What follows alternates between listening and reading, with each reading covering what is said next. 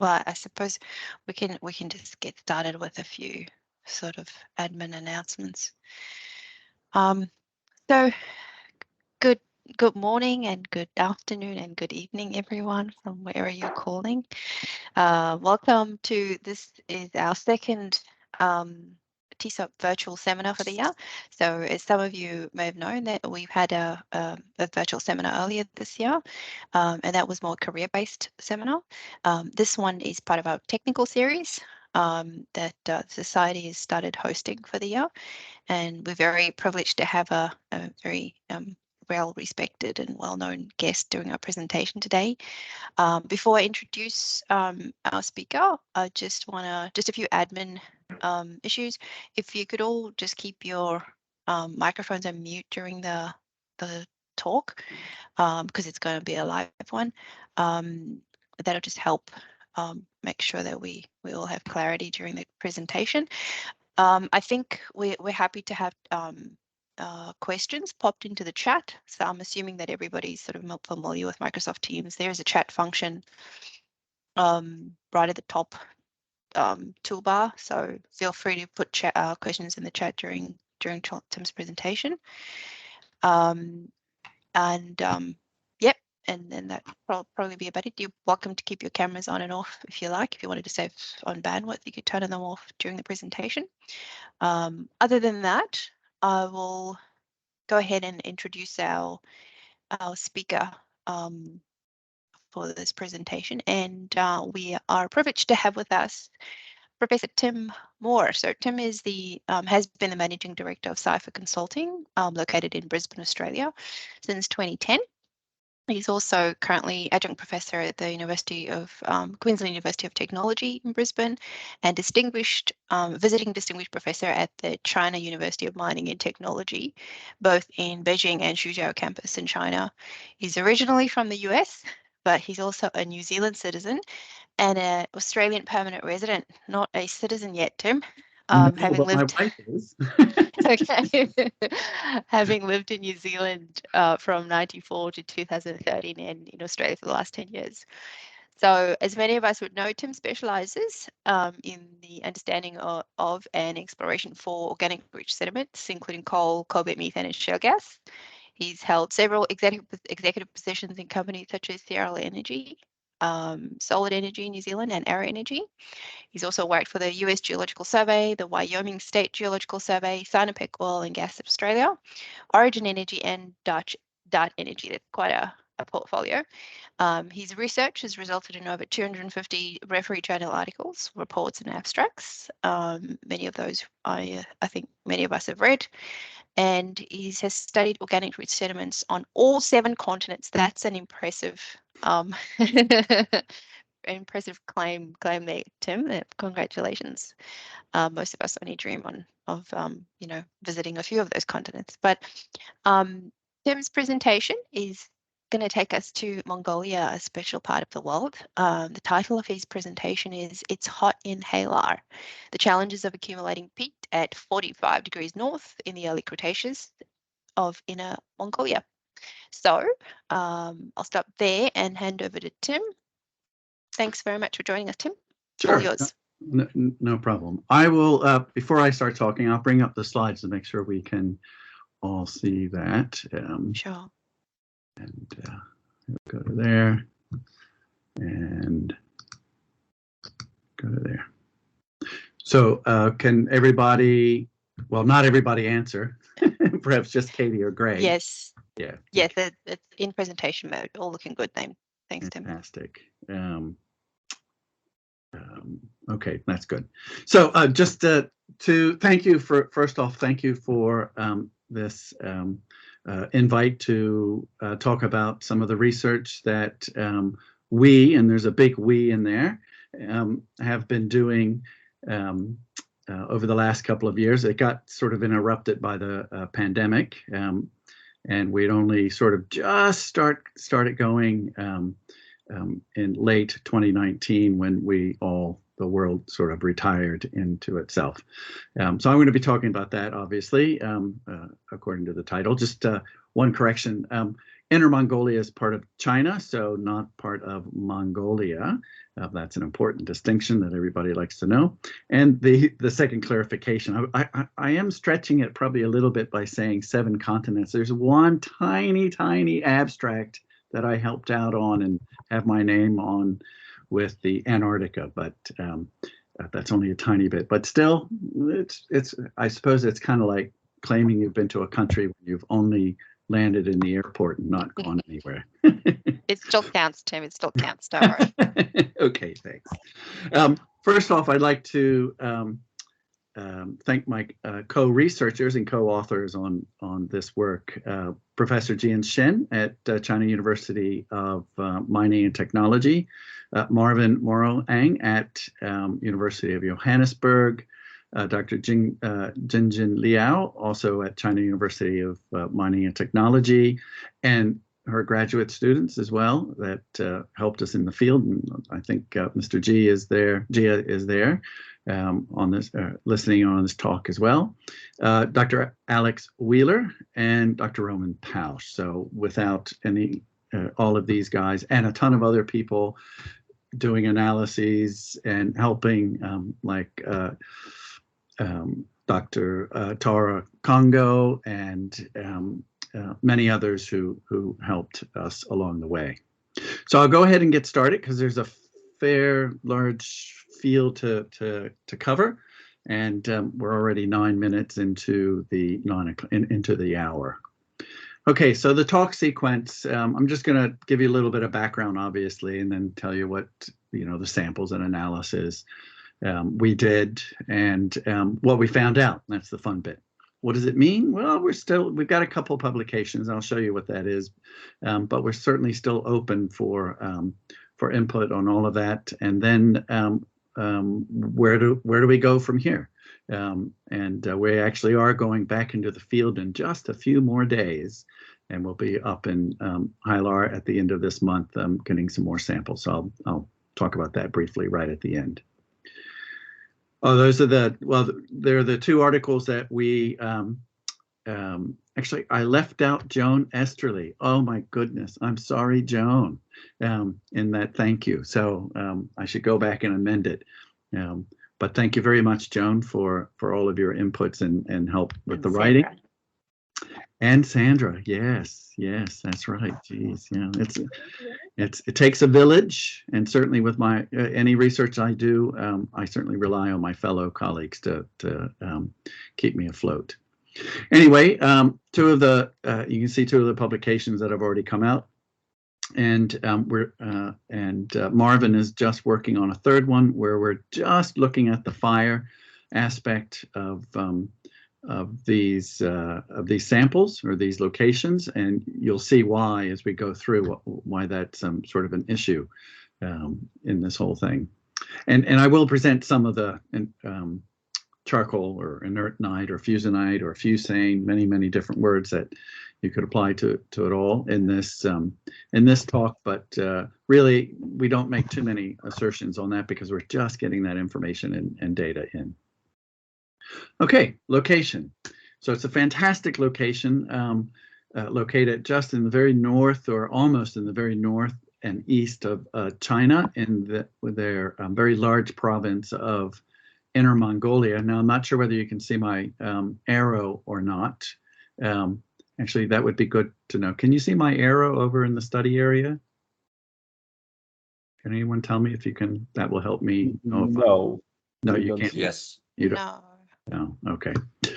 Unfortunately, on this, well, let's see. Can I do? I did. Are you using your mouse cursor as a pointer? Yeah. Are you trying to? Can you see it now? No. Oh, nothing's moving on the screen. Okay. It's actually there, top right there. Some green stuff. Is it green? Yeah, there's a green star there indicating it, I'm sure. Top right. No. Sorry, in the other in the other version of this I have it works, but anyway, it doesn't matter. So you can see that in this map,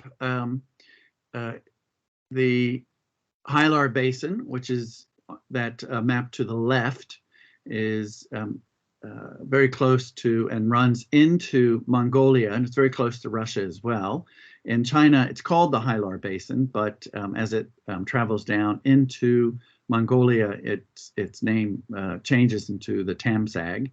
It is an intercratonic basin, and I'll show you in the next couple of slides. It's very, very far, and always has been very far from the any coastal area, and it is part of the Central Asian orogenic belt. Now, our sample area, that blue circle there, is in the Yemen Sag or Yemen Rift area. These basins are composed of several discrete rift type basins, and the light yellow is the sags, as they're often called, and the orangey bit is more the uplifted area. They still have sediment, or at least most of them do have sediment in them, but they are only relatively very thin sediment. So you'll see the Yemen area, the Y2 core, and that's actually right where the mine is as well. So both locations that I'm going to talk about are in that Yemen Sag. Just to the north with that green star, maybe that's what Adafi was referring to. That's not a pointer, but that's the city of Hailar, or sometimes called Hulun Burin or Burur or something. I can't quite pronounce it, but you can read it there. Now, if we were to go transport ourselves back, thanks to Mr. Scotese, to the early Cretaceous, and you can see on your right, you can see the position of the Hailar Basin in the red box, and you can see it's very far from any type of open ocean, several thousands or a couple thousand kilometers, and indeed today the closest sea is, I think it's about 1,200 kilometers away. So it really is well and truly intercratonic from a geographic perspective, but even back in the paleogeographic. And the other thing you can notice about this is that it hasn't actually moved too far from in that 100+ million years time frame. It was probably around 43, 42, 44 degrees north of the equator, and as you can see on the map to the left, it's currently about 49 degrees. So it's moved some, but not a whole lot. Now, the section that we're looking at is, again, Lower Cretaceous or Early Cretaceous, and the formation name is Yemen. Yemen pops up everywhere, and so it's easy to remember. And it is Aptium to Albion. We're not quite sure of the age. Often in the literature, there's a lot of variations in the names, and one of the reasons it's hard is no one's been able to date any tuff yet, and the pollen is, as in the second paper outlines one of its objectives. Alex Wheeler has noted that because there's no angiosperm. That was well, spoiler alert, no angiosperms. It's really hard to get a more precise date other than somewhere between the Barremian and Albion timeframes. But we're looking at the Yemen, and that's fairly clear stratigraphically. Now, if we were to look at a cross section, just to give you a little bit more of a background, and you can see the line of the cross section on the map to the left. I've just shown it in red from X to X prime. So you can see they are a series of fault-bounded basins. And the extension is thought to start at some time during the middle to late Jurassic. In the Hailar Basin, it depends on where you are in the Hailar Basin, and it depends on which article you read.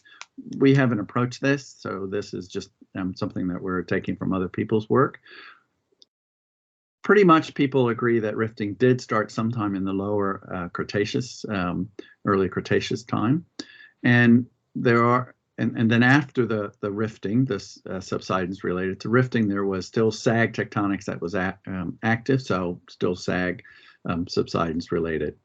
Later in the late Cretaceous, there was a period of uplift, and that resulted in some unconformities. Now, it's thought that the Yemen Formation probably was only buried about 1/2 to 1 kilometer. And this will become quite apparent when I show you the bitronite reflectance, that it hasn't really been cooked too much. Now, these basins, I mean, it isn't just confined to the Hailar and Tamsag Basin. So here's a map that shows a lot of the Mesozoic basins throughout China and Mongolia. And certainly those ones that the Hailar, the Earlian, the East Gobi, those are all early Cretaceous or Cretaceous type basins. Now, I've noticed in this that they have the Tamsag Basin up sort of disconnected in Mongolia, and that's actually incorrect. That's well, that's a different, it's a different basin. We did a lot of work recently in those areas. The Tamsag is the same as the Hailar Basin. So if we were to actually, again, just to give you a bit of background on how these areas work, if we just look at the Earlian Basin, right? So that's the one to the south there of the Hailar Basin. And if we looked at that in just a little bit more detail from a publication by Meng et al. In 2003, again, it's a series of smaller rift basins that are filled with various sediments. And there's a lot of coal in the Earlian Basin as well. If we even move further east, still within Inner Mongolia, China, it's the same situation. Early Cretaceous rift basins. So they're very common in this region. Well, let's move to our area. So the area we're looking at, again, in the Yemen Sag and the Yemen Formation, this is a cross section that we did based off of the initial core that we had, and some other sections that were published in Gal 2013. And he very, very kindly shared the lat-long position of those so we could make a cross section. But all the correlation mistakes are mine. But what you do notice is, and this is the cross section is made, the datum is on top of the number 16 seam. So all structure has been removed. Just interested in the sedimentology and the continuity. And there is a lot of lateral continuity of the seam. You can see the scale down there in the bottom, 0 to 10. So you've got 40 kilometers easily of seam continuity. There is quite a bit of variability in the other seams and certainly the clastic sediments. Now, of course, not every correlation there is correct. In fact, I can guarantee it's wrong. But what is right is that it's fairly variable above and below the seam 16. So there was a lot of things happening in that relatively small sag basin. So sampling and analysis, what did we do? Okay, back to the same cross section. You can see the little dotted line there, or the red dotted box. This is the sampling location 1. Now this is a core sample, so we didn't actually go there yet. And the core sample is shown to the right, and seam number 16 and seam number 16 upper. I'm mainly going to, for the most, because of time constraints, we'll just mainly concentrate on seam number 16, although sometimes I'll mention the upper bit to show some of the trends. Now, in this particular case where we had the core and we could sample in a nice warm laboratory, and you'll get what I mean by that pretty quickly, is we took block samples, discrete block samples, rather than trying to take all of it. First off, because other people needed to use the samples, but secondly, because we knew we were going to do carbon isotopes and we didn't want to blur those. We'd rather have punctuated isotopes and understand and more variability rather than kind of blur all that. So as you can see, we took quite a number of samples and did analysis on those. Now this is what the core looks like, and actually we were interested in this core because previously, in a previous visit to Suzhou at the university, I was talking with Professor Jian Shen, and he was saying, "Oh, we have this core, and it's just all inertnite." I was like, "How thick is it?" It's like 40 meters. It's like, well, how can it be all inertite? Show it to me. And indeed, every single sample I pulled out had tons of inertite. It was all really, your hands were really dirty afterwards. You can see there that we're looking down on top of the core on the right-hand picture there, and there's a Professor Jian Shen there with some of his students, and it's just chock full of inertite. So that's sample one. Sorry, that's location one. Location two, very near, but in the mine. So after we did our analyses and looked at location one pretty much, we realized that we really wanted to have some more sample. We wanted to do palynology to understand some of the variation. So we went back to the mine, and we sampled in the mine. Now, where the mine is mining, of course, they always go for the thick stuff, right? Which is always the hardest to sample. So it's about 70 meters thick. We could not sample everything from top to bottom. Now, on the right-hand side, you'll see that continuous drill core there, 2015, 26. We didn't sample from that. That's just a frame of reference. That's very near where well, it's essentially right in the mine. In fact, I think they'd already mined through it. But that's just there to give you reference of where we took our samples, which was at the top. We did 2 bits in the middle, and then right near the bottom as well. Unfortunately, it would have been better if we could have taken the every single part of the seam, but logistics always went out. And as I said, part of the logistical problem was because the seam was so thick, but also because it was the high temperature. This was November 2019, much to Marvin's chagrin, because he was really cold. We were all really cold, actually. So the high temperature, I think you can see we were sampling there, and actually that might even be Mr. G there. Minus 16, and without any kind of wind chill factor. So it was quite chilly. This might be a good time also to just thank and introduce my samplers and authors on some of this. Marvin Moroeng. This was after a day's sampling. No, he didn't eat all of that all himself. We had gone there for a very late lunch after spending all day in the mine sampling. He was probably reluctant, like all of us, to leave that bench because it was nicely heated under our bottoms, and the food was very warm and very delicious. Dr. Jingjing Liu, she was also there, and she basically, her and her graduate students, we couldn't have done it without her. Obviously, she got us from point A to point B. She helped us strategize on how to sample, what our objectives were. So she was really fantastic. We also had a couple other sampling personnel there. There was Eartha Christie, better known as my wife. So she was there helping, and then there was a little dude by the name of Mika who also was helping out with some of the sampling on one of the days. Okay, moving on. So what are the analyses we did? Well, of course, we did proximate analysis. Sometimes it's a bit underrated, but I always find ash analysis is probably the best indicator of wetness or dryness without any other things going on and everywhere else. So got to do proximate analysis, vitrinite reflectance, mass roll analysis. Now we use the Australian standard. I'll come back to that. And some of you, when you see the reflectances, might say, well, why didn't we use something else? And I'll make a comment on that little while. We did carbon isotopes. On the fusane samples that we looked at in detail, we also did nitrogen isotopes. Also, just on the fusane carbon and nitrogen contents, we did palynology, location 2 only. And we did a little bit of probabilistic analysis on peat accumulation. I'll just cover that in one slide. It was a bit indulgent of me, but I had fun doing it. So what did we find out? Okay, let's start with the basics. Ignore the graph for a second. Put your eye over on the vitrinite reflectance.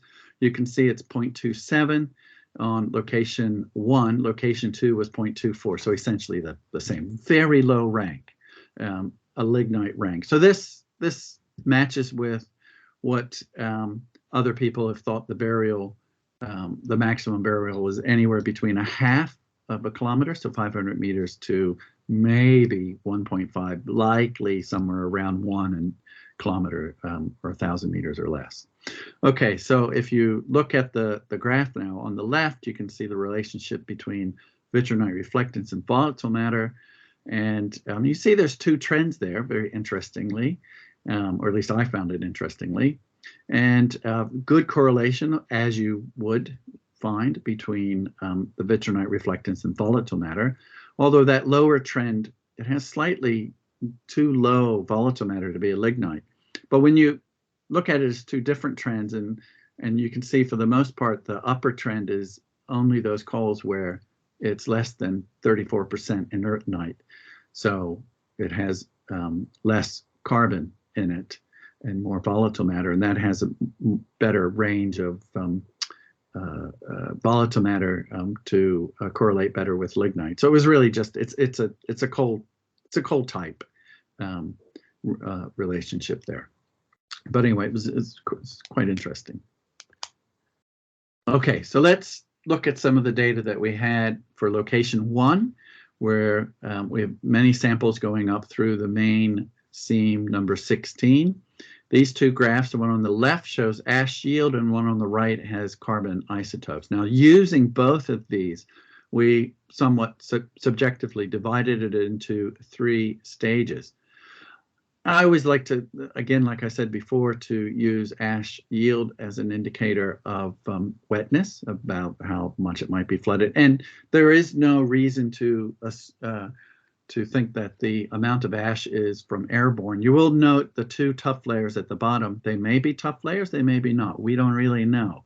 One of the things about going back there later this month or early next month will be to hopefully sample those. We didn't really take enough samples to determine whether they might be tuff layers or not. But they don't seem to have a whole lot of effect on the ash content of the coal. Anyway, but you see that in stage 1, pretty low ash content. Stage 2, still low, but more variable. And stage 3, the upper bit, certainly quite a bit higher in ash overall. And the upper one is also high in ash. Now, what this allowed, if you look at the carbon isotopes, is that there's, especially if you look at the stage 3, it goes, it's more deplete or lighter or more negative. I never know what's the right way of saying about the carbon isotopes, but you can see that it is certainly more negative, which correlates to the higher ash. So our interpretation of that is the more deplete, the lighter, more negative carbon isotopes, the more wet in this circumstance. Carbon isotopes, as we know, can be influenced by a number of different things. And I'll come back to that, I think, in the next slide when we start to look at next couple of slides. Also, that relationship between carbon isotopes and ash yield, I'll come back again in the location 2, which has a much better correlation, easier to see. Okay,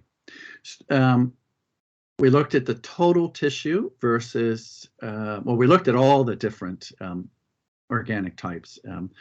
But these are just the highlights where we could actually pull something out to make sense. So the total structured tissue, which you can see in the upper right-hand side of the slide, is both the structured vitrinite plus the structured inertnite. So anything that isn't degraded and has still good plant structure, whether it's just humified or whether it's been burned. What we saw is that in that lower section, for the most part, there's a really good correlation between wood, essentially, whether it was burned or not, and carbon isotopes. So with less wood structure, we got lower carbon isotopes. But in the rest of the upper part of the seam, stage 2 and stage 3, we saw not much correlation at all. When you really, sometimes it correlated, but it didn't really. However, when we looked at total degradofusinite and degrado-semifusinite, so what this is, and other people have used it, is so it's fusinites, that charcoal that has been burned, but it looks like it's been further degraded. Now, in the paper that we wrote about this, that we did do some discussion on the how the archaeologists actually use charcoal, and they note often that the charcoal has been degraded through some sort of microbial activity, or at least that's their inference.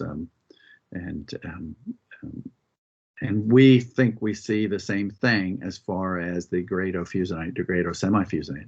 At any rate, we didn't see a good correlation at all in stage 1, but in stage 2 and stage 3, we saw a really good type of correlation between the variation in degrado inertinites, if you will, and the carbon isotope. So essentially, the higher the carbon isotopes, so the less negative and the carbon isotopes, and the higher the degrado inertinites vary together. Now, we interpret this as, especially in stage 2, as a lot of variation going on in the climate, because what we've interpreted as, and again, it's an interpretation, others may have different interpretations, but that there may be long-term, not just seasonal, but long-term variations in drought and wetness, and this could cause some of the increases in the degrado inertinites. So we can look at it also in another way. Now these are 2 diagrams here. There's 2 separate ones, but essentially showing the same thing. The one on the left is total inertinite, and here you can see just how high it gets. Stage 2 is really high, which corresponds to that higher drought area. Fire, and then maybe further degradation of even the charcoal from perhaps lowered water table and really intense microbial alteration. So you can see that they also correspond to the differences between the different stages. Now, to your right, you have just the fire component of semifusinite, fusinite, and whisper diagrams. And I love these things. Joan introduced them to me because they convey a lot of statistical information to you all at once. And what this shows to me is that there appears to be somewhat of a decrease in fire, if you will, from the lower stages up through certainly the top, certainly as compared to stage 2 and 1 compared to stage 3 and even that upper seam. If we were to look at just the whisper boxes, diagram boxes for carbon isotopes, we get a shift from heavier to lighter as we move from the bottom to the top of seam number 16, and even in the upper part or the upper rider seam of number 16. And finally, if we just come back to some basic data, which is the percent ash yield, and we have the graph, which you've already seen before, and the whisper diagrams. And again, we see certainly an increase in ash as we go up through that main number 16 seam, and the rider seam is also quite a bit higher in ash as well. So that all kind of fits together, right? So increase in sediment, increase in wetness going up, and a decrease in fire. So it makes a good story.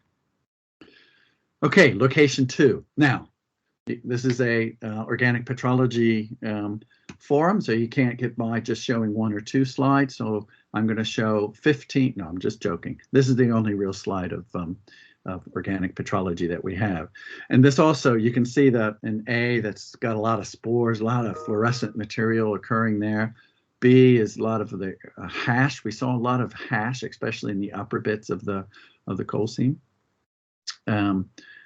Plenty of wood in C. Degradofusinite, you can see in the D panel, that's degrado-semifusinite. Degradofusinite looks the same, it's just high reflecting E is semi-fusionite, and of course fusionite in the box F.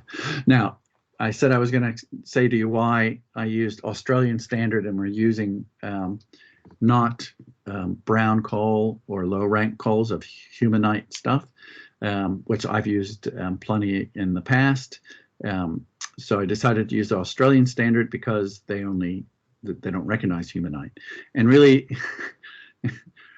all I wanted to do in my organic analysis was to determine, because the big difference, of course, is in the vitrinites, right? So do you call it, densinite or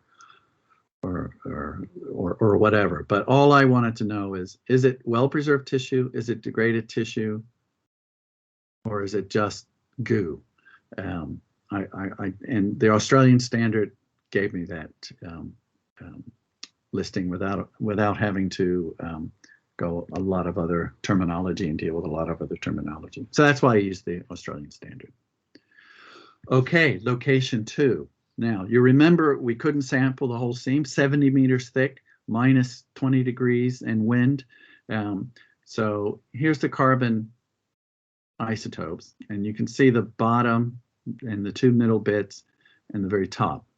So you can't see too much variation, although what you can see, however, in that green line, so that's in the bottom middle, which has quite a few, is that there does seem to be a shift to the left, so it gets more negative, and closer to the parting, which occurs in that seam in the mine.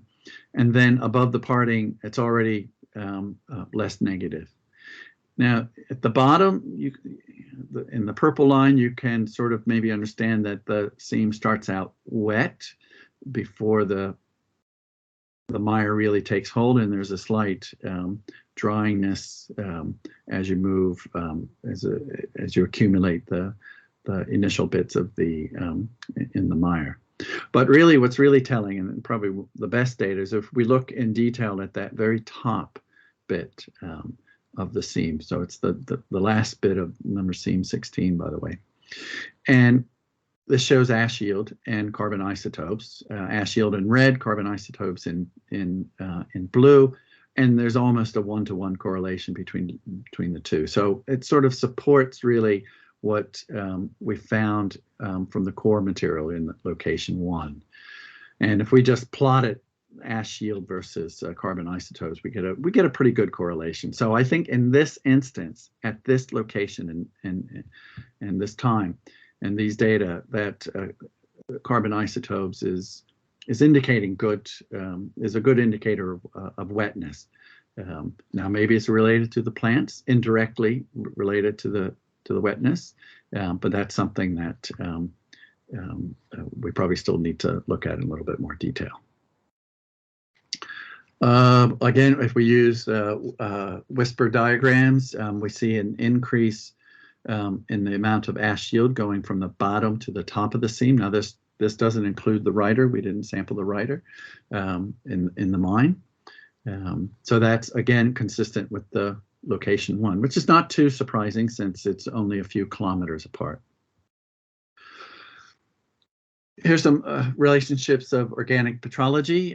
Again, because there's not too many vertical stratigraphic trends in the coal, probably that we can see, probably because of the way that we ended up sampling. But there are some things that we can pull out.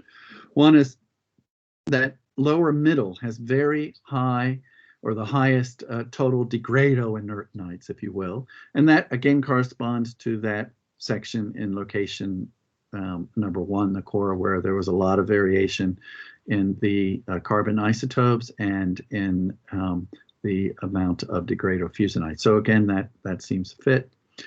At the top of the seam, there's very high inerto detronite, and again, that correlates well with it being in a wetter environment. Perhaps these were floated in, or only resulted from crown fires.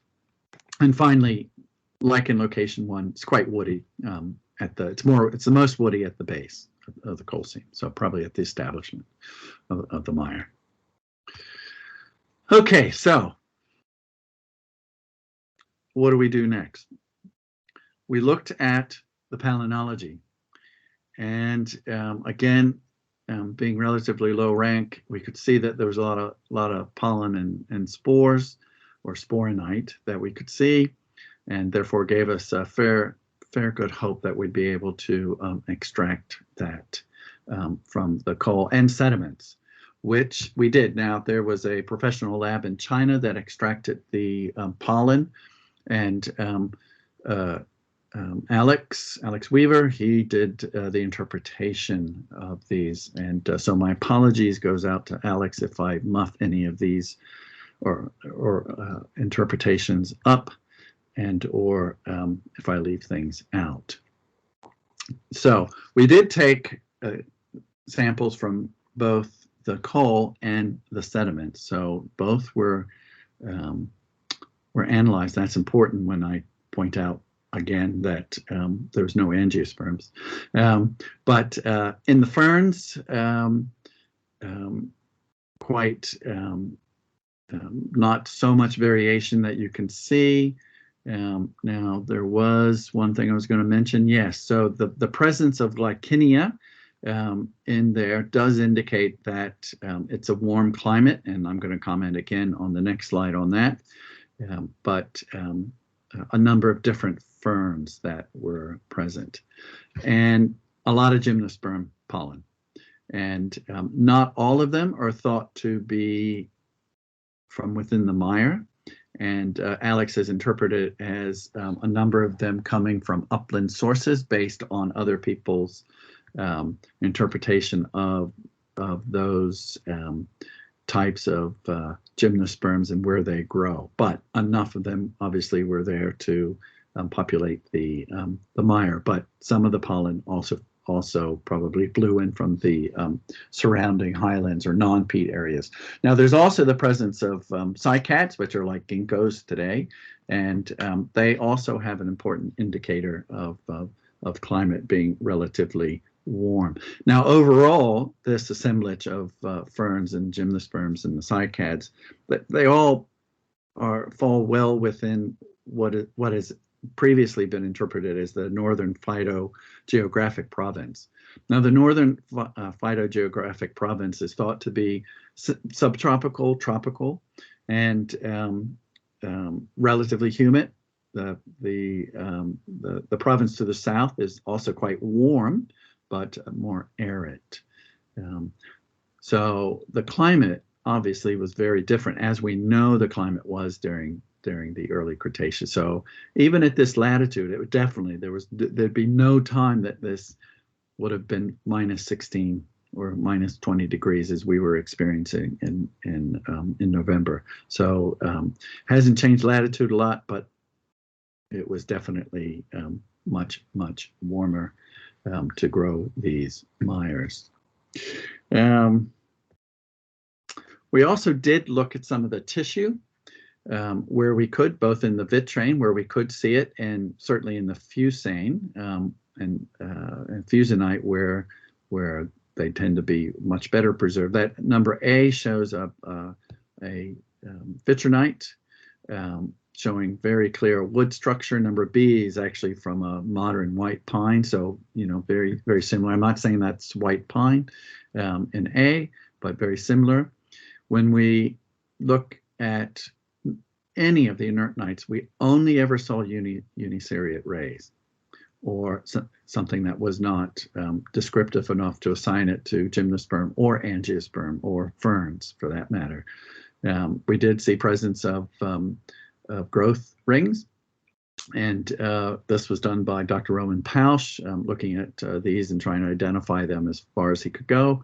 But what we did find was, what we didn't find was any angiosperm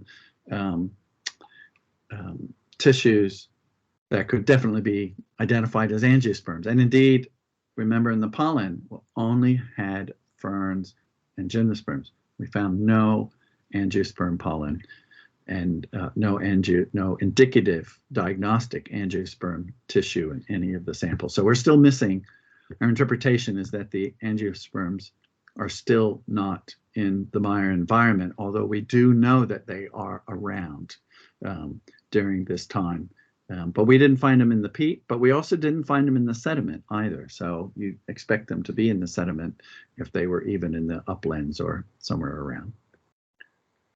Okay, fire. And this is one of the reasons why it was really difficult for a mire probably to survive. Here, there was a lot of fire. Again, we're interpreting it because of the most likely, it's very intercontinental. We all know intercontinental areas can vary hugely in its climate or seasonal climate, much less if there's a broader term years or decadal changes to it as well. So you can see, I mean, that's in the upper left-hand corner there. That's a pretty big piece of wood, and that's not. We didn't pick that out because it was uncommon. It's very common there, and where the hammer is just completely fusane and quite thick. So I'm just going to show you some slides. We haven't really, or data, we haven't really started to interpret and make sense of it. And maybe you can, and you can let us know. We could give a prize. So this just shows, this is fusinite. So I did semi-fusinite reflectance as well, but I'm not going to show that here because I haven't had time to work it up.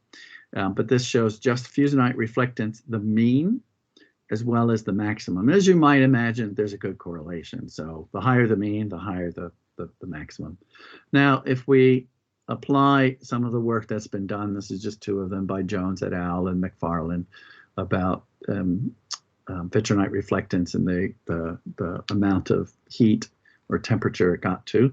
If we just use them, and I would caution, as I do myself, using these as being totally true, because different plants will result in different indicators for temperature. So Jones and McFarlane only use a small subset of what all the plants are possible. So there's still a lot more work, I think, that can be done in that area. So we just look at the mean, temperatures around 390 to 820. If we look at the maximum, it was maybe as much as 1,000 degrees C. Not sure what sort of fire it was, but that's something that we will be looking at a little bit more carefully. Of course, you look in the literature, everything is wildfire this and wildfire that. Actually, I did look up what wildfire meant, and wildfire is basically any fire that is not set by humans. So I don't know whether it's a bit redundant to call fires in the geological past wildfires, because of course they're all wildfires because there's no humans around. Anyway, that's just splitting hairs. But there has been a fair amount of work on what are ground fires or smoldering, surface fires or crown fires. And I haven't quite made a landing on what I think all this means. But one thing to keep in mind is that, of course, fires do move up and down in the forest structure or the canopy at different temperatures. So one fire can have a very high range of temperatures. Reardon also report that crown fires can get up to 1,300 degrees, while smoldering fires are less than 700 degrees. Are these diagnostic of peat fires? Not sure. More looking into the fire literature, I think, is needed. And so far, I haven't seen too many articles that actually look at those yet. So we'll be doing that. One of the things we did notice is that the carbon isotopes for the fusane are a lot less negative, so they're heavier when compared to the bulk coal. So the bulk coal range is from 21.63 to minus 20 or minus 21.63 to minus 23.65, whereas the fusane samples were all less than negative 19.8. Looks like there's kind of a little correlation there relative to vitrinite reflectance, but there really isn't. That just shows that in those two samples, when we collected the fusane sample, we got a fair amount of vitrinite in it as well, because it's, I guess, unburned material in it as well. Most of all the other points were only about 10% vitrinite. So actually, that kind of proves the point of the bulk coal more dominant in vitrinite are more negative, whereas the fire component, just the fire component, is certainly less negative. Some correlations, again, we don't know what they all mean, but some of them are more obvious than others. This is fusinite versus percent nitrogen. Okay, as you increase the amount of fusinite in a sample, the nitrogen decreases, most probably as the amount of carbon increases. Here's a correlation of the nitrogen isotope to semi-fusinite. It's fairly good. We've looked at that a little bit. We can't quite figure out what that means just yet, but it does look intriguing. These, well, there's actually 3 graphs here. They all show exactly the same thing, which is with degradofusinite, as you increase the degradofusinite, you increase the amount of nitrogen, which is interesting. So this might, and again, we need to look at this and consider, make some more considered interpretations about this, but this could support a microbial degradation origin for degradofusinite at the very least. We don't see so much of it, good correlation with the fusinite, but with the degradofusinite we do. Okay, so that's fire was a big thing, right? And it was really hard for that mire obviously to accumulate, but it obviously did at 70 meters. So it was around for a long time.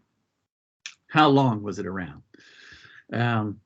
Just as a bit of a play, because I like to do these probabilistic assessments, but I just plugged in some numbers, and again, they're probably wrong, but it was kind of fun to do.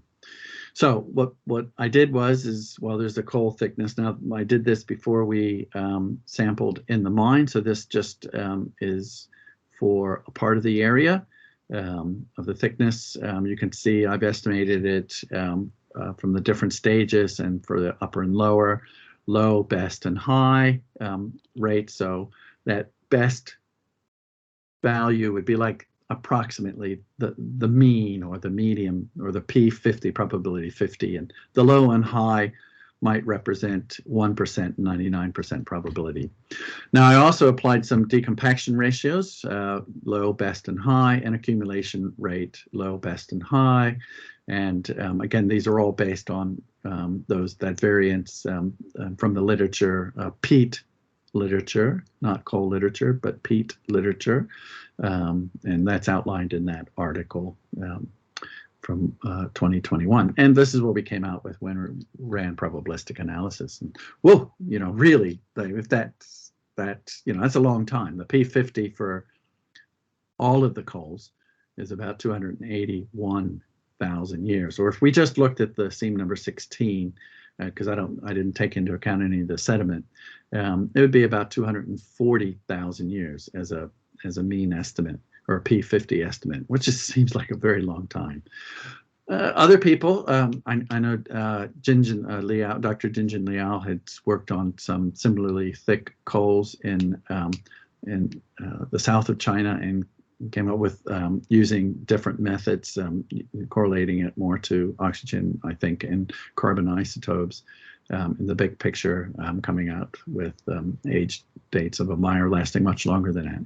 But anyway, probably much more work can be done on that, and I have several ideas, but we've got that parked for the moment.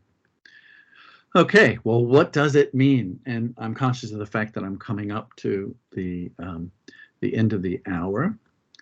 So I'll make this quick, relatively quick.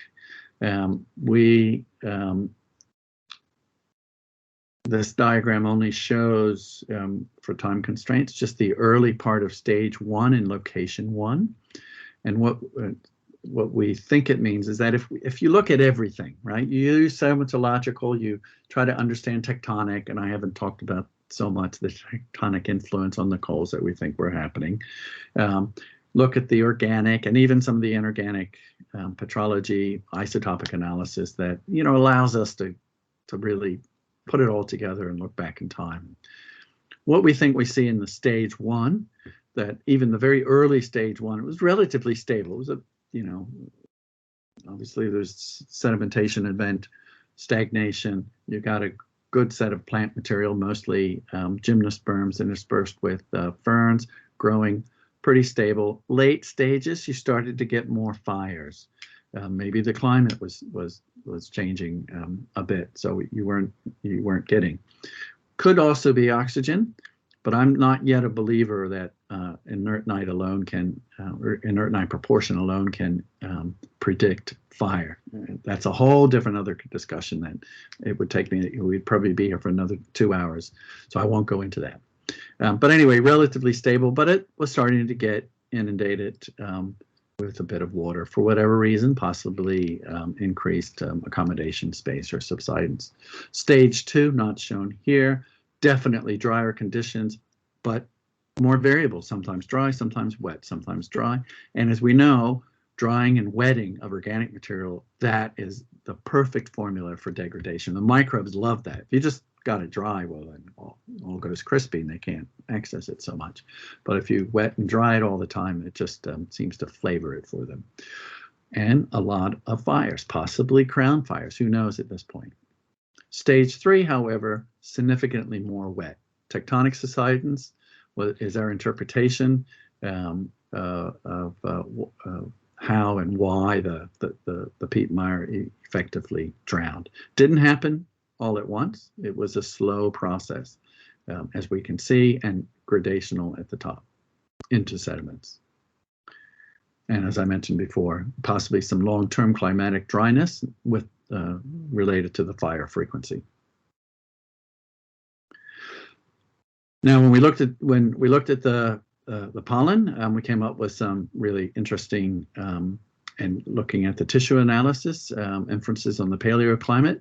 The spiral pollenin indicates only ferns and gymnosperms, no angiosperms that we could see.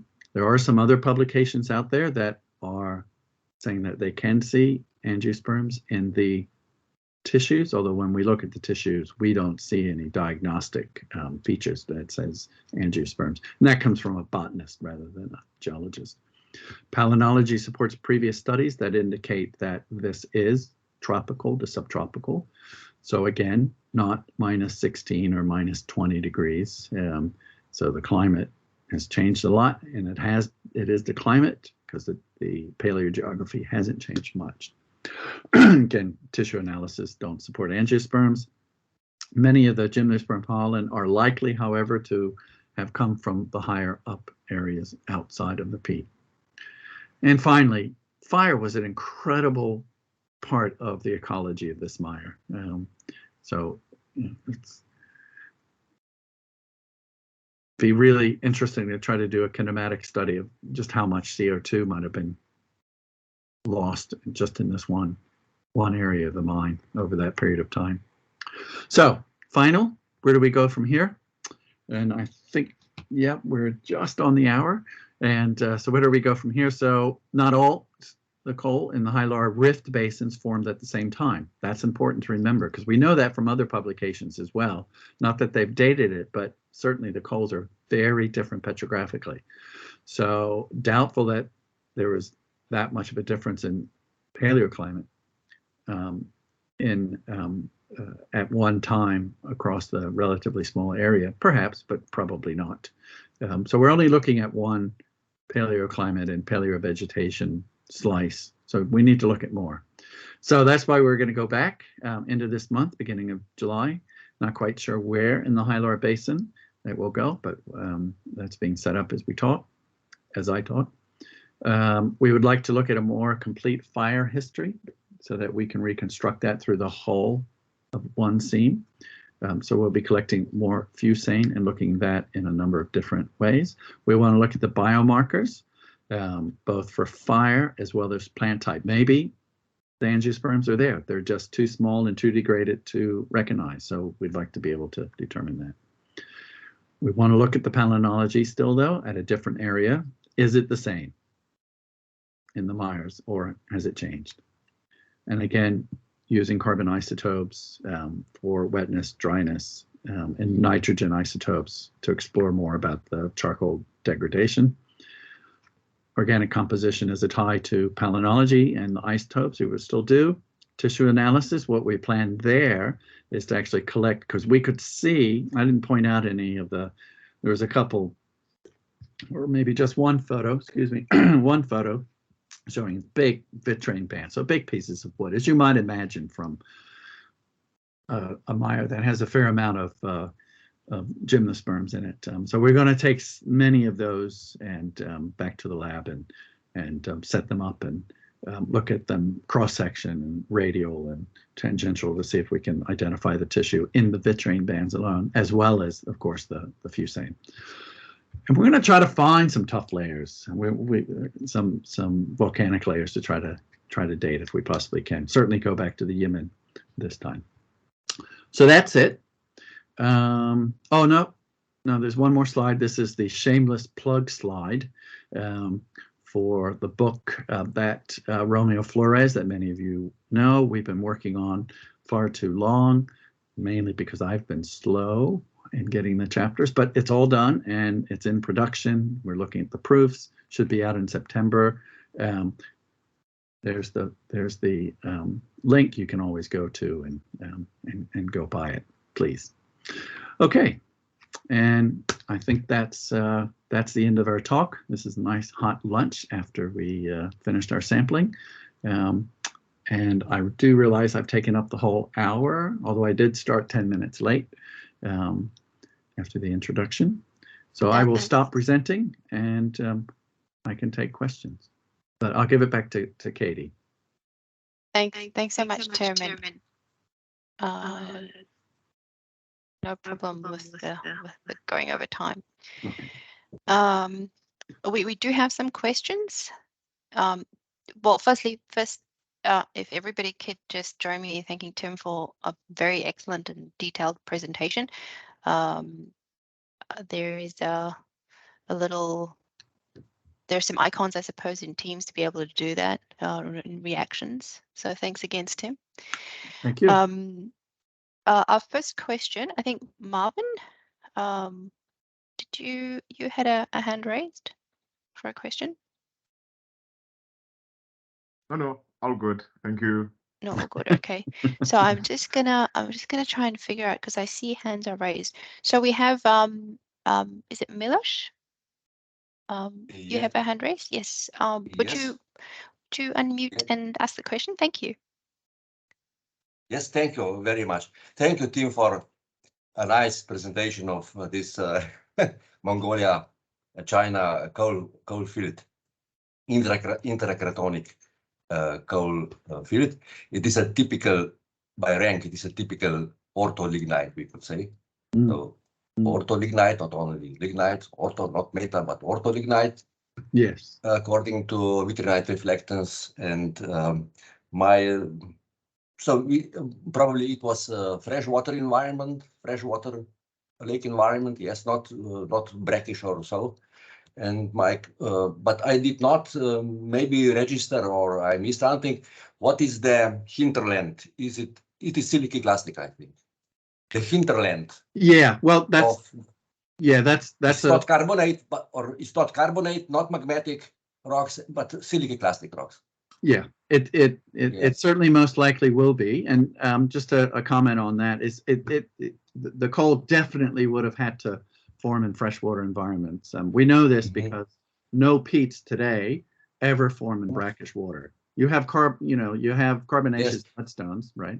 But but we also know we did do some zircon analysis on one of the high ash intervals near the top, and all the zircons come from about 300 million years ago. So obviously it's not, and the sediment most likely came from siliciclastics, not carbonate. Yes. Or granite. Therefore, sulfur content, which can be, excuse me, do you hear me? Yeah, I can hear you. Yes. Therefore, most probably sulfur content is low or very low. Correct. Maybe below 0.5 or. Correct. Yes, that's right. Yes, very low. Because for example, if the hinterland is carbonate, we have an example of not intracratonic, but of an intramountain basin, fresh water, but the environment, so the hinterland is carbonate, carbonate rocks, or Mesozoic carbonates and the coalesce of the Pliocene age. Yes. And this environment, this carbonatic influenced, so caused alkaline environment, and therefore sulfur content is quite high, between 1% and 3%, which is typical, more for paralic brackish coast, not for freshwater. Yes. Yes. Okay. This is And another question is very interesting to me was a correlation between carbon isotopic composition, carbon-13, and ash content, which is a consequence of wet conditions. That's what we're low 13 carbon, more negative carbon composition is more for wet conditions. In our case, we studied carbon isotope composition of non-gallified versus gallified components. And gallified components may also somehow explain more wet conditions. And exactly we found more negative values for carbon-13 in gallified components or in ulminite, in densinite components than in the woods, for example. Okay, interesting. Okay. So I was very happy to see this your result of interpretation. Yes, thank you very much, Tim. I will read your. Thank you. Congratulations for the book. Congratulations for the book with Flores. I have this book and enjoy to read it. So that was the best with the book. Good. This is the second edition now. Yeah. Yes. Thank you. Thank you so much for that question, Miloš. So we have two more questions. Banjo, Liu, would you like to unmute yourself and ask your question, please? Thank you. Yes. Can you hear me? Yes, we can. Yeah, we can hear you. I can hear you. Hello, Timur. It's very nice presentation that you did a lot of your group did a lot of very details work in the Mongolia and the Hailar Basin. So I have 3 questions, maybe a little bit more. The first one is about the factors for the occurrence of wildfires. Like we know over the non-geological period, the composition of the atmosphere may be such as the carbon dioxide and the variation of oxygen may affect the occurrence of wildfire. But in a short term, for example, we study a single formation or a single cosm, like one cosm or two, the time is short. So what do you think is the main factors of affect the occurrence of wildfire, such as latitude or elevation or some other factors? Because when we do the discussing, we always want to collect the occurrence of wildfire with other factors. So what do you think about this? Thank you. Well, what we know, first off, I don't know that much about wildfires. I mean, I'm interested in this coal because it has very high charcoal, and that's how I've gotten interested in wildfire. So I don't have a, decades-long history in it. But what we do know about wildfires, especially here in Australia, is that when it's dry, it burns. Right? Yeah. So you don't need higher oxygen. You don't need any of that. You just need drought, right? And wildfires, of course, start, if you look at true wildfires, if you look at the literature, so non-human started fires, almost all of it is from lightning fires. So that's how they get started, right? But if you also look at some of the peat, peat literature on, turns out there's a ton of peat fire literature out there. And it's actually really hard to burn very far down in the peat, right? It's a very complex mechanism that happens where it has to evaporate the water first, and that's the smoldering, right? That's why it doesn't burn particularly high. But as for what interests me is the occurrence of the, how often it occurs. And in this particular case, there's so much of it. It's just, I've never seen that much inertnite occur. Although recently there's been some other papers, like even in the Ordos, showing as similar, in some of the coals.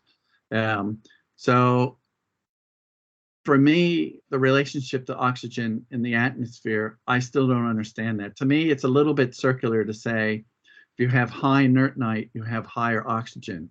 If you have higher oxygen, you have higher inertnite fires. To me, that's kind of circular reasoning, right? And you need something else that's more independent of that. And during this time, even though you're not supposed to, the oxygen levels are supposedly increasing, but they're not at the highest. So my interpretation, or our interpretation of this, was that it's really intercratonic. It's susceptible to seasonal, but also other longer term climatic changes that, you could end up with decades that are much wetter, you accumulate more peat, other decades or longer term that you could then really affect the peat over many decades with drought, and drought results in fire. So that's our interpretation of that at the moment. But that's why we're going to try to do more work to try to figure it out. Okay, thank you. Yes, the modern the problem is that we always consider that the peatland is generally relatively, I think, is wet conditions the whole time, but influenced by the seasonality, or periodically dry. It's periodically dry, maybe. This oxygen influenced the wildfire that they did from the chamber experiment. That they say that even in a very wet conditions, under higher oxygen conditions, that the wet plants, even with very high moisture, then these plants can also burn. So I think maybe this is how when it burns, but maybe the spirit of the wildfire are limited, or are influenced by the moisture, or in the plant, or in the air condition. That could be one of the. Certainly, if you have higher oxygen, it promotes fire. But if you just look at Indonesia and the peats there, go back to the 1997, 1998 El Nino Southern Oscillation event, the peats were all on fire. Oxygen levels are the same in the earth, right? Huge fires happening. We're predicted that perhaps we might be going into another one this season as well. That's not the only time that you have the peats burning there in the recent past, with the oxygen levels the same. So I think you don't necessarily need to have higher oxygen levels to burn the peat. Again, what you need is drought and dropping of the water table, and that's exactly what happened in the Indonesian peats. Mm-hmm. Okay. So it's driven by climate, right? Not just atmospheric oxygen, but that's just one explanation. There's others. Okay. Thank you. One more question. Thank you. So one more question. Okay, quickly. Yes, yeah. Okay. We've got two more waiting on the line. So if it could be a quick question, thanks, Manjung. Okay, one more question is about the angiosperms in the Early Cretaceous. So there are a lot of documents. They state that the wildfire will promote the development or the growth of flowering plants or angiosperms. So I think the peatland is one of the most important place for the growth of the evolution of this angiosperms or flowering plants. So how should we pay attention to this evidence? So when we study Cretaceous wildfires or Cretaceous coal seams, do I Well, certainly, I think it was Andrew Scott and his group that came up with that that theory, and some people also agree with that, and I don't disagree with it. It is a possibility, and that's one of the reasons why we want to look at the biomarkers in case there are angiosperms there, but they've been fully degraded. So that theory is still there, but it still needs to be tested. Mm-hmm. Okay, so you mean we need can combine more ways to find out this evidence? Correct. Yeah. Okay. Okay. Yeah. Thank you. Thank you. Okay. That's all. Thank you. Okay. Thank you. Thanks for your questions, Banjung. So Bailey, I think you are next. Would you like to unmute? Thank you. Hi. Hi. Is it clear? Yep. Yes. Yep. Can hear you, Bailey. So thanks for your interesting geological story, team. Now, first, I will give good news. I will visit Yimin Coleman recently, probably in this month. Oh, okay, good. Because there are some new training holes. So we will selected some co-samples. Okay. Yeah, good. that's a good news. And now I just talk something about my thinking. And do you consider or do you have any interest on the plate tectonic background? Because as we know, during early Cretaceous, it is a time for Gondwana breakup. So do you think is there any relationship between the fair and the plate movement? So that's my thinking and some suggestion. Yeah. Well, I haven't really looked at the tectonics of the area in much detail, so I can't really comment on all of that. All I can say is that in the two locations in the Yemen that we looked at, the upper part of the seam definitely showed signs of increased frequency of being wet and being inundated with high ash waters, and that the top of the seam was gradational out of coal into carved mud into siltstone. And so to me, the easiest explanation for that is that at some time in the upper third of the mire development, that the subsidence rate was quickened, which of course would indicate some sort of tectonic movement, whether that was sag subsidence or whether it was some other bigger thing. I don't know. It's a good question to try to answer, but I don't know the answer to that. So another question and also another suggestion. And do you think it is located at degree 45 north latitude during early Cretaceous? Well, according to Scotese and a couple other people have done the paleogeography of it, it looks like it's in that range of 40s, mid 40s, when they reconstruct the paleomag in that area. So I don't have any reason to doubt that unless there's other information. And currently we're at about 48, 47, 49, depending. So it hasn't moved too much, a bit further north, but not enough to go from subtropical to really freezing. Okay, thank you. So if you need more core samples, please let me know. I will send it to you. Okay. Thank you, Bailey. Okay. Thank you. Bye. Thank you, Bailey. Joan, you've got some questions in the chat as well, but I might ask you to. There we go. There we go. Hi. You're in your kitchen. I am in my kitchen. I just made a bunch of marmalade. So, I mean, one of the things that, and this was something that Klaus Diesel said to me a long time ago, because he's actually seen kind of ripple marks in anerdodetronite, that sort of thing. So, if there's things are kind of on fire because it's wetting and drying over 270,000 years or so, why is there any peat preserved at all? Well, that's a good question. Obviously, there was enough of the conditions to still allow it to accumulate.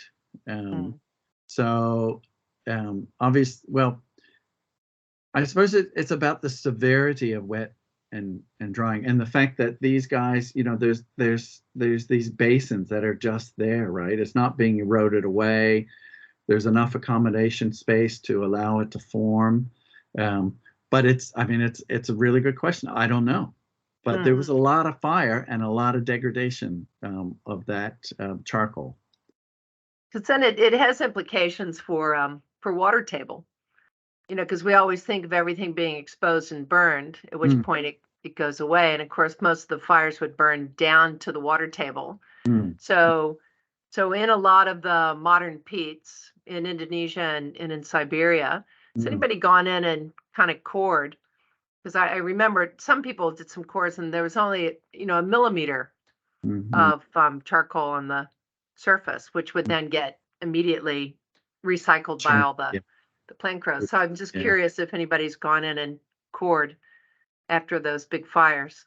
No, that, I've been trying to read a lot of that fire peat literature, because suddenly it's just, I think I Googled something or something came up on ResearchGate, and you know how that works. And you download one of them, and then every time you go on it, there's another and another. And so now I have about 35 papers on Indonesian peat fires. But of course, none of them core down into them. There's a lot of kinematic stuff about this is how it works. It will burn here, and then it will dry the peat out, and then it will burn, and will dry the peat out, and it will burn. And so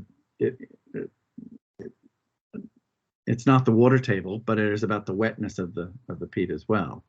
But that there are limits. So I haven't read them all. There's too many to read at the moment. But the one thing I do note is that there's a gap in knowledge. Nobody goes in and actually looks, what does it look like? And no one does reflectances. They don't look at the peat. So it would be very interesting. Thanks. Thanks, Joan. Thanks, Tim. Are there any final questions on the call? I don't see. I think there weren't specific questions in the chat other than the ones Joan have listed. We'll just give everyone maybe 1 or 2 minutes, and I'm just going to take an opportunity to firstly thank Tim again. If we can all just express our thanks in some way virtually for an excellent presentation and for kicking off our technical series for this year. We really appreciate that, especially at this hour. Sorry, Katie. No, it's all good. It's always worth it, always.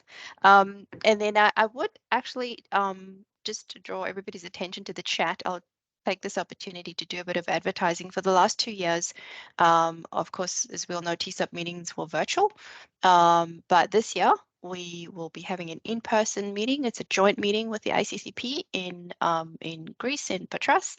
I've popped the link to the meeting in the chat. Abstract submissions are, or the deadline for abstract submissions is the 15th of June.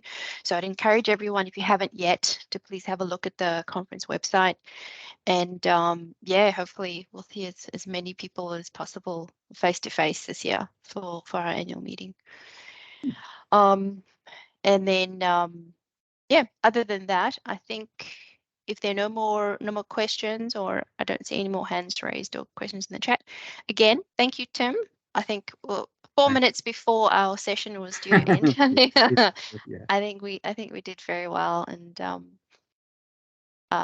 Miloš, did you have a question, comment? No. Thank you very much. No. I just switch on camera to. Yes, actually, it is good. All the best. Please feel free to switch on your cameras and maybe just to wave goodbye. I always find it's nice to put some faces to the black screen that we see all the time. So wherever you are in the world, have a lovely morning or afternoon or sleep well. And yes, hopefully we see some of you at our next our next technical meeting or career talk, please look out for those. Someone from TSOP Council will be sending out a notice or an invitation to the talks throughout the year. We'll also be inviting some student speakers. I would like to reach out to all our academics online. If you do have students that are ready to present some of their research findings, we're really, really keen to hear from them. And we'll schedule some of those talks during the course of the year.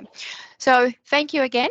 And either we see you all online, and thanks again, Tim, or we'll see you in person in Greece. Okay, Lovely. hopefully you Thanks, will. everyone. Okay, thanks Thank for you. attending. Bye. Good Thank night. you. Bye-bye. Enjoy. Goodbye. Bye. Bye-bye. Bye.